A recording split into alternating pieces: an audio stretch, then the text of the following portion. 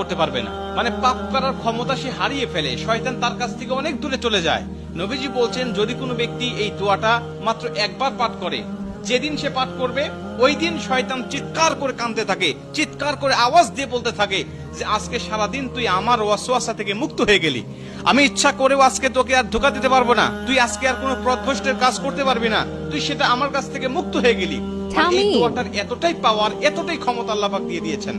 অতএব আমরা এই দোয়াটা মুখস্থ রাখবো, ছোট্ট একটি দোয়া মুখস্থ করে প্রতিদিন আমরা তেলাওয়াত করব। আমরা কিন্তু অনেকে আছি পাপ ছাড়তে চাই, কিন্তু আমরা এমন কিছু দেখি বা এমন কিছুর সম্মুখীন আমরা হয়ে যাই, ওটা দেখার পরে আমরা নিজের উপরে নিজের কন্ট্রোলটা হারিয়ে ফেলি, তখন আমরা পাপ করতে বাধ্য হই বা পাপ শয়তান আমাদেরকে করিয়ে ফেলে। এজন্য যদি আমরা প্রতিদিন অন্তত ফজরের নামাজের পরে এই দোয়াটা যদি পাঠ করতে পারি, তাহলে আমরা কিন্তু শয়তান থেকে মুক্ত থাকবো ওই দিন সারাদিন। আর শয়তান থেকে মুক্ত থাকার কারণে আমরা ইচ্ছা করলে ওই দিন পাপ করতে পারবো না। নবীজি এই দোয়াটা